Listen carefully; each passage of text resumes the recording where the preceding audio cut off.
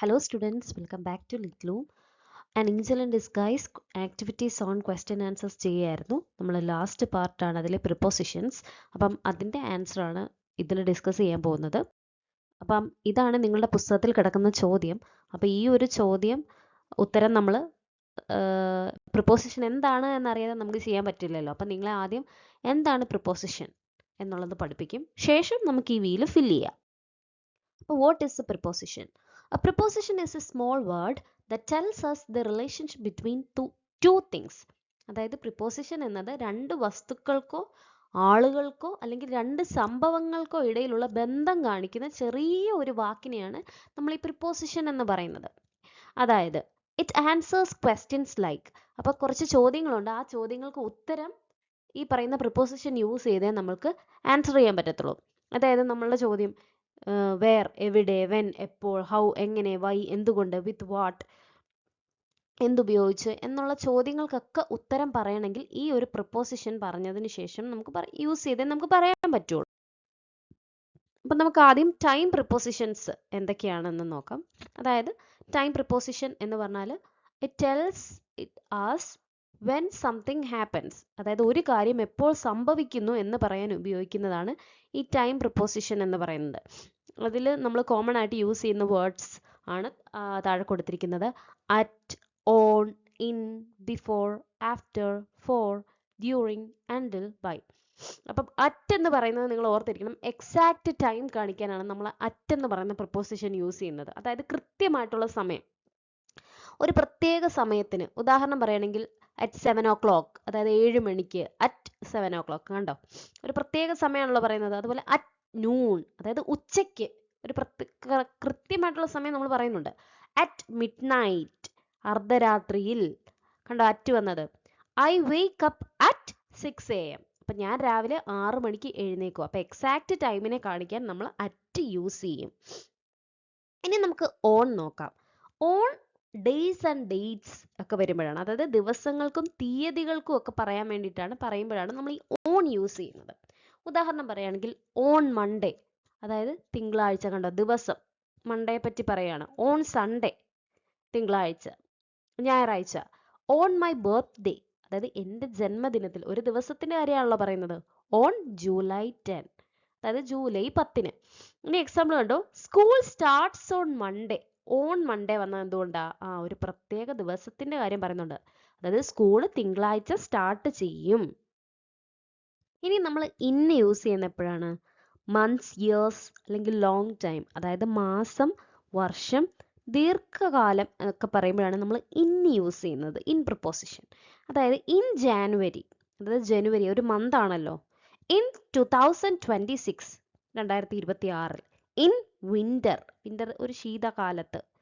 In the morning, രാവിലെ. I was born in January, അപ്പോൾ എന്താണ്, ഞാൻ ജനുവരിയിലാണ് ജനിച്ചത്. അപ്പം മന്ത്സ്, ഇയേഴ്സ് അല്ലെങ്കിൽ ഒരു ലോങ് ടൈം കാണിക്കാനാണ് നമ്മൾ ഈ ഇന്ന് യൂസ് ചെയ്യുന്നത്. ഇനി നമുക്ക് ബിഫോർ. ബിഫോർ എന്ന് പറഞ്ഞാൽ എന്താണ്? ഏർലിയർ, അതായത് മുമ്പ് എന്നാണ് അതിനർത്ഥം. നോക്കിയേ, ഈറ്റ് ബ്രേക്ക്ഫാസ്റ്റ് ബിഫോർ സ്കൂൾ, എന്താണ്, സ്കൂളിൽ പോകുന്നതിന് മുൻപ്. ബിഫോർ എന്ന് പറഞ്ഞാൽ മുൻപ്. പ്രഭാത ഭക്ഷണം കഴിക്കൂ, സ്കൂളിൽ പോകുന്നതിന് മുമ്പ് പ്രഭാത ഭക്ഷണം കഴിക്കൂ എന്നാണ് അതിൻ്റെ അർത്ഥം. അപ്പം ബിഫോർ. ഇനി ആഫ്റ്റർ എന്ന് പറഞ്ഞാൽ ശേഷം, അത് കഴിഞ്ഞ് എന്നൊക്കെയാണ് അർത്ഥം. അതായത് വി പ്ലേഡ് ആഫ്റ്റർ ക്ലാസ്, അതായത് ക്ലാസ് കഴിഞ്ഞ ശേഷം, ശേഷം എന്നാണ് അർത്ഥം, കണ്ടോ, ഞങ്ങൾ കളിച്ചു, ആഫ്റ്റർ. ഇനി ഫോർ. ഫോർ എന്ന് പറഞ്ഞാൽ എത്ര സമയത്തേക്ക് എന്നൊക്കെയാണ് ഉദ്ദേശമാകുന്നത്. അതായത് ലെങ്ത് ഓഫ് ടൈം, എത്ര സമയത്തേക്ക്. അതായത് ഞാൻ 8 മണിക്കൂർ ഉറങ്ങി, അതെങ്ങനെ, ഐ സ്ലെപ്റ്റ് ഫോർ 8 hours, കണ്ടോ 4 വന്നത്. ഇനി ഡ്യൂറിങ് എങ്ങനെയാ പറയുന്നത്? While something happens. ഡ്യൂറിങ് എവിടെയാണ് യൂസ് ചെയ്യുന്നത്? അതായത് നടക്കുന്നതിനിടയിൽ പറയുമ്പോൾ, എന്തെങ്കിലും ഒരു കാര്യം നടക്കുന്നു, അതിനിടയിൽ എന്തോ സംഭവം, അത് പറയാനാണ് നമ്മൾ ഡ്യൂറിങ് എന്ന് പറയുന്നത്. അതായത് പരീക്ഷ നടക്കുമ്പോൾ സംസാരിക്കരുത്. അപ്പോൾ ഒരു കാര്യത്തിനിടയിൽ നടക്കുമ്പോൾ, കണ്ടോ, don't talk during exam, during the exam. ഇനി അൺടിൽ. അൺടിൽ എന്ന് പറഞ്ഞാൽ അപ് ടു എ ടൈം, അതായത് മലയാളത്തിൽ പറയുവാണെങ്കിൽ വരെ, ഇന്നത് വരെ, ഇന്ന സമയം വരെ എന്നൊക്കെ പറയുന്നതാണ് അൺടിൽ യൂസ് ചെയ്യുന്നത്. നോക്കിയേ, ഞാൻ വരുന്ന വരെ കാത്തിരിക്കുക എന്ന് എങ്ങനെ പറയും? വെയിറ്റ് അണ്ടിൽ, കണ്ടോ വരെ, wait until I come back. ഇനി ബൈ എപ്പോഴാ യൂസ് ചെയ്യുന്നേ? അതിന് മുൻപായി, നോട്ട് ലേറ്റർ ദാൻ. നോക്കിയേ, രാത്രി 8 മണിക്ക് മുമ്പായി ഹോംവർക്ക് തീർക്കുക. എങ്ങനെ പറയും? മുൻപായിട്ട് ബൈ എന്ന് യൂസ് ചെയ്യണം. അപ്പം finish your homework by 8 PM. നോക്കിയോ, അറ്റെന്ന് പറഞ്ഞാൽ കൃത്യസമയം കാണിക്കുന്നു, ഓൺ ഒരു ദിവസം, ഇൻ മാസം അല്ലെങ്കിൽ വർഷം, ബിഫോർ മുൻപ്, ആഫ്റ്റർ ശേഷം, ഫോർ എത്ര സമയം, ഡ്യൂറിങ് എന്തെങ്കിലും ഒരു കാര്യം നടക്കുമ്പോൾ, അൺടിൽ മീൻസ് അത് ഇന്ന സമയം വരെ, വരെ എന്നുള്ള അർത്ഥം, ബൈ അതിന് മുൻപായി എന്നാണ് അർത്ഥം വരുന്നത്. ഇനി നമുക്ക് പ്ലേസ് പ്രിപ്പോസിഷൻസ്, അതായത് സ്ഥലം സൂചിപ്പിക്കാൻ വേണ്ടി നമ്മൾ ഉപയോഗിക്കുന്ന പ്രിപ്പോസിഷൻസ് ആണ്. ഒരു കാര്യം എവിടെയാണ് എന്ന് കാണിക്കുന്നതാണ് ഈ പ്രിപ്പോസിഷൻ. അത് യൂസ് ചെയ്യുന്ന വേർഡ്സ് ഏതൊക്കെയാണ്? ഏതൊക്കെ പ്രിപ്പോസിഷൻ ആണ്? Under, above, near, behind, between, outside, അതൊക്കെയാണ് വരുന്നത്. അപ്പൊ അണ്ടർ എന്ന് പറഞ്ഞാൽ താഴെ എന്നാണ് അർത്ഥം. The cat is under the table, പൂച്ച മേശയുടെ താഴെയാണ്. ഇനി എബവ് എന്ന് പറഞ്ഞാൽ എന്താണ്? മുകളിൽ, ഒരു ടച്ച് അവിടെ വരുന്നില്ല, മുകളിൽ കൂടെ പോകുന്നത് അല്ലെങ്കിൽ ഇരിക്കുന്ന കാര്യങ്ങളെയാണ് എബവ് പറയുന്നത്. The plain is above the clouds, എന്താണ്? വിമാനം മേഘങ്ങൾക്ക് മുകളിലാണ്, അതാണ് എബവ്. ഇനി നിയർ എന്ന് പറഞ്ഞാൽ എന്താണ്? അടുത്ത്. My house is near the school, എൻ്റെ വീട് സ്കൂളിന്റെ അടുത്താണ്. ഇനി ബിഹൈൻഡ് എന്ന് പറഞ്ഞാൽ എന്താണ്? പിന്നിൽ, അതായത് പുറകിൽ എന്നർത്ഥം. The car is behind the bus, car ബസിന്റെ പിന്നിലാണ്. ഇനി നമുക്ക് ബിറ്റ്വീൻ എന്ന് പറഞ്ഞാൽ രണ്ടിനിടയിൽ, അതായത് രണ്ട് കാര്യങ്ങളുടെ ഇടയിൽ എന്ന് പറയുന്നതിനാണ് ബിറ്റ്വീൻ എന്ന് പറയുന്നത്. ആൺകുട്ടി രണ്ട് മരങ്ങളുടെ ഇടയിലാണ്. നോക്കിയേ, the boy is between two trees, രണ്ട് കാര്യങ്ങളുടെ ഇടയിൽ, കണ്ടോ? ഇനി ഔട്ട്സൈഡ് എന്ന് പറഞ്ഞാൽ എന്താണ്? പുറത്ത്. My bicycle is outside the house, എൻ്റെ സൈക്കിൾ വീടിന്റെ പുറത്താണ്. ഇനി നമുക്ക് ഡയറക്ഷൻ പ്രിപ്പോസിഷൻസ് നോക്കാം. അതായത് ദിശ കാണിക്കുന്ന പ്രിപ്പോസിഷൻസ് ആണിത്. അതായത് ആരെങ്കിലും എവിടേക്കാണ് പോകുന്നത് എന്നൊക്കെ പറയുന്നതാണ്. അതിന് ഉപയോഗിക്കുന്ന വാക്കുകൾ എന്തൊക്കെയാണ്? To, towards, into, through, across. To എന്ന് പറഞ്ഞാൽ മലയാളത്തിൽ പറയുമ്പോൾ നമ്മൾ ലേക്ക്, ഇന്നത് ലേക്ക് എന്നുള്ള ഒരു ഇതിലാണ് പറയുന്നത്. അതായത് മലയാളം പറയാം, അതായത് ഞാൻ സ്കൂളിലേക്ക് പോകുന്നു, കണ്ടോ? ആ ഒരു ലേക്ക്, അതാണ് പറയുന്നത്. അതായത് I am going to school, ഇന്ന സ്ഥലത്തേക്ക്, ഒരു ഡയറക്ഷൻ അവിടെ കാണിക്കുന്നുണ്ടല്ലോ. ഈ ടുവേർഡ്സ് എന്ന് പറഞ്ഞാൽ എന്താണ്? ഇന്ന ദിശയിലേക്ക് എന്നുള്ള അർത്ഥം. അതായത് അവൾ എൻ്റെ നേരെ നടന്നു, എൻ്റെ ദിശയിലേക്ക് നടന്നു എന്നൊക്കെ പറയുമ്പോൾ നമ്മൾ എന്ത് പറയും? She walked towards me. ഇനി ഇൻടു എന്ന് പറഞ്ഞാൽ എന്താ? ഉള്ളിലേക്ക്. പൂച്ച പെട്ടിയുടെ ഉള്ളിലേക്ക് ചാടി എന്നെങ്ങനെ പറയും? The cat jumped into the box. ഇനി ത്രൂ എന്ന് പറഞ്ഞാൽ ഉള്ളിലൂടെ എന്നാണ് അർത്ഥം. ഞങ്ങൾ കാടിന്റെ ഉള്ളിലൂടെ നടന്നു, എങ്ങനെയാ പറയുന്നത്? വി വാക്ക്ഡ് ത്രൂ, കണ്ടോ? ഉള്ളിലൂടെ, ത്രൂ ദി ഫോറസ്റ്റ്. ഇനി അക്രോസ് എന്ന് പറഞ്ഞാൽ എന്താണ്? ഒരു വശത്ത് നിന്ന് മറുവശത്തേക്ക് എന്നാണ് അർത്ഥം വരുന്നത്. അവൾ റോഡ് കുറുകെ കടന്നു. കുറുകെ കടക്കുക എന്ന് പറഞ്ഞാൽ ഒരു വശത്തുനിന്ന് ഒരു വശത്തേക്ക് പോയി. അപ്പൊ she walked across the road. ഇനി നമുക്ക് റീസൺ പ്രിപ്പോസിഷൻസ് ഒന്ന് നോക്കാം. റീസൺ എന്ന് പറഞ്ഞാൽ എന്താ? കാരണം. അപ്പൊ കാരണം കാണിക്കാൻ വേണ്ടി ഉപയോഗിക്കുന്ന പ്രിപ്പോസിഷൻസ്. വൈ, എന്തുകൊണ്ട് എന്നുള്ളത് കാണിക്കുകയാണ്. അപ്പൊ ഉപയോഗിക്കുന്ന വേർഡ്സ് എന്തൊക്കെയാണ്? ഏതൊക്കെ preposition? Because of, for, due to, thanks to, as a result of, ഇതൊക്കെയാണ് റീസൺ പ്രിപ്പോസിഷൻസ് എന്ന് പറയുന്നത്. ബിക്കോസ് ഓഫ് എന്ന് പറഞ്ഞാൽ കാരണം, എന്തുകൊണ്ടെന്നാൽ, ബിക്കോസ് ഓഫ്, എന്തുകൊണ്ടെന്നാൽ എന്നൊക്കെ പറയുന്നതാണ് ബിക്കോസ് ഓഫ്. അപ്പൊ കനത്ത മഴ കാരണം സ്കൂൾ അടച്ചു, അതെങ്ങനെ പറയും? The school was closed because of heavy rain.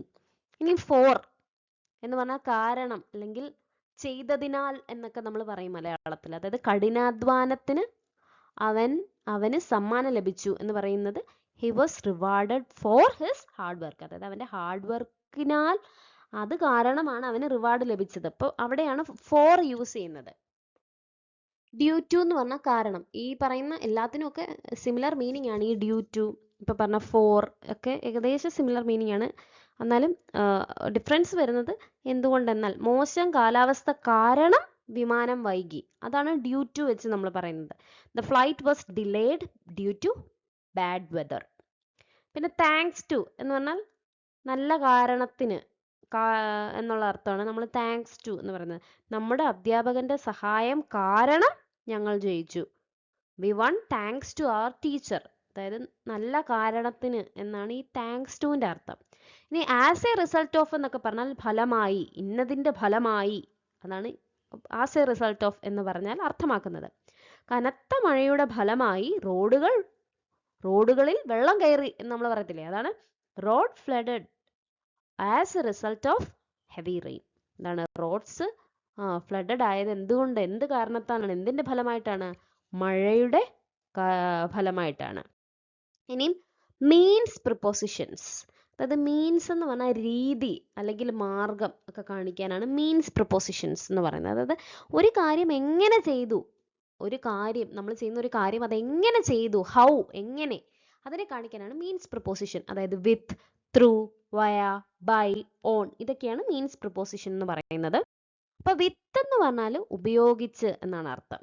I write with a pencil, ഞാൻ പെൻസിൽ ഉപയോഗിച്ച് എഴുതുന്നു. ത്രൂ എന്ന് പറഞ്ഞാൽ വഴി.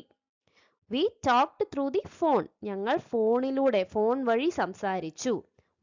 വയ മീൻസ് വഴി. വി ട്രാവൽഡ് ടു ഡൽഹി വയ മുംബൈ, അപ്പൊ ഞങ്ങൾ മുംബൈ വഴി ഡൽഹിയിലേക്ക് യാത്ര ചെയ്തു. വഴി.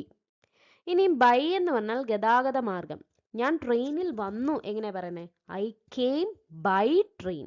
ഗതാഗത മാർഗം പറയുമ്പോഴാണ് നമ്മൾ ഈ ബൈ യൂസ് ചെയ്യുന്നത്.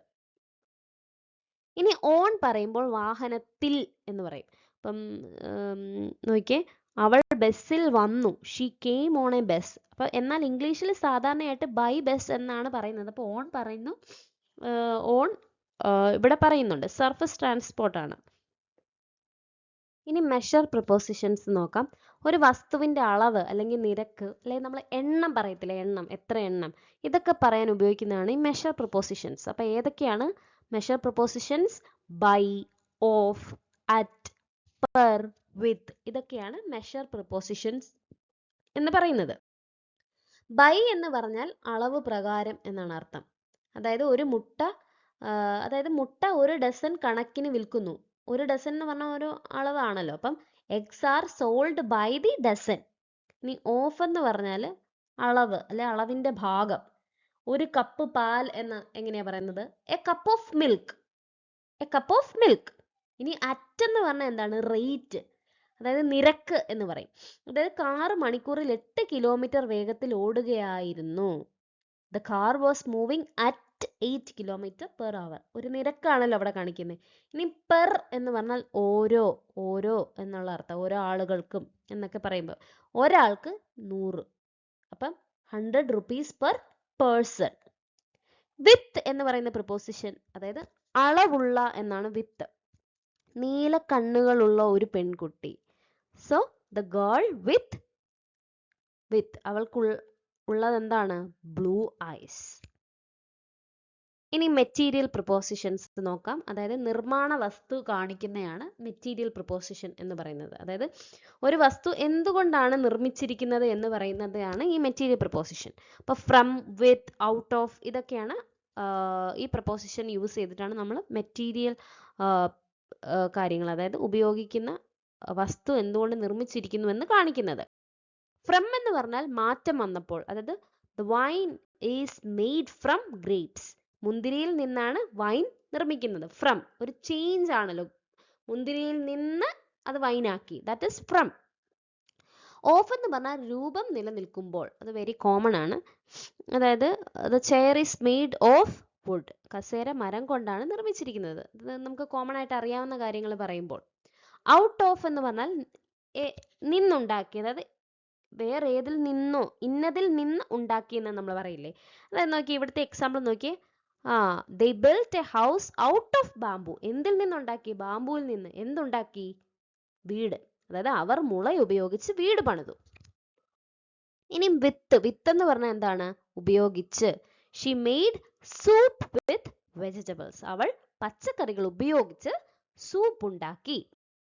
ഇപ്പോൾ നിങ്ങൾക്ക് പ്രിപ്പോസിഷനെ പറ്റിയിട്ട് ഒരു ഐഡിയ ഉണ്ടാവും. Time, place, direction, reason, means, measure, material, അതാണ് നിങ്ങളുടെ ഈ വീലിൽ കൊടുത്തിരിക്കുന്നത്. അപ്പോൾ അത് വെച്ചിട്ട് നിങ്ങൾ ഈ പ്രിപ്പോസിഷണൽ വീല് ഫില്ല് ചെയ്യാനാണ് പറഞ്ഞിരിക്കുന്നത്. അപ്പോൾ ഫസ്റ്റ് വൺ കണ്ടോ, അങ്ങനെ മുഴുവൻ 7 പാർട്ടായിട്ടാണ് കൊടുത്തിരിക്കുന്നത്. First one title, an unforgettable day. അപ്പം നമുക്ക് ഇതിനെയും ഫില്ല് ചെയ്യാവേ. മറക്കാനാവാത്തൊരു ദിവസം. Days after Foofie's death, Trevor was on his lonely evening walk suddenly. അപ്പോൾ ഫൂഫിയുടെ മരണത്തിന് ദിവസങ്ങൾക്ക് ശേഷം ട്രെവർ തൻ്റെ ഏകാന്തമായ ഒരു സായനത്തിലൂടെ നടക്കുകയായിരുന്നു അപ്രതീക്ഷിതമായിട്ട്. ഇനി പ്ലേസ് വെച്ചിട്ടുള്ള പ്രിപ്പോസിഷൻ യൂസ് ചെയ്ത് നമ്മൾ ഫില്ല് ചെയ്യണം. ഞാൻ വായിക്കാം. He looked under the old bridge, above the hill and near the stream. He even peeked behind the bushes and between the trees, but Foofie was nowhere outside. അപ്പം പഴയ പാലത്തിൻ്റെ അടിയിലും കുന്നിൻ്റെ മുകളിലും അരുവിയുടെ സമീപത്തും അവൻ നോക്കി. കുറ്റിച്ചെടികളുടെ പിന്നിലും മരങ്ങൾക്കിടയിലും പോലും അവൻ അന്വേഷിച്ചു. പക്ഷേ പുറത്തൊരിടത്തും ഫൂഫിയെ കണ്ടെത്താനായില്ല. നോക്കിയേ, under, above, near, behind, between, outside, ഇതൊക്കെ വെച്ചിട്ട് സെന്റൻസ് വന്നത് കണ്ടോ? ഇനി ഡയറക്ഷൻ വരുമ്പോൾ ഏതൊക്കെ സെന്റൻസ് ആണ്? To, towards, into, through, along, across. അപ്പം നോക്കാം നമുക്ക് എങ്ങനെ സെന്റൻസ് മേക്ക് ചെയ്യാം. Determined, he ran towards, കണ്ടോ, the forest, into the narrow path, through the thickets and along the river, hoping to find her across the valley. അപ്പോൾ എന്താണ്? ദൃഢനിശ്ചയത്തോടെ അവൻ കാട്ടിലേക്കും ഇടുങ്ങിയ പാതയിലേക്കും ഓടി. കാട്ടുചെടികൾക്കിടയിലൂടെ നദിക്കരയോരമായിട്ട് താഴ്വരയുടെ മറുവശത്തേക്ക് എത്തി ഫൂഫിയെ കണ്ടെത്താമെന്ന പ്രത്യാശയോടെ അവൻ മുന്നേറി. ഇനി റീസൺ എന്ന് പറഞ്ഞാൽ എന്താണ്? കാരണം കാണിക്കാൻ വേണ്ടി പോവാണ്. ഏതൊക്കെയാണ്? Because of, for, due to, thanks to, as a, result of. അപ്പം ഡ്യൂ ടു ആണ്. ഡ്യൂ ടു രണ്ടല്ല, ഡ്യൂ ടു ഒരു വാക്കാണ്.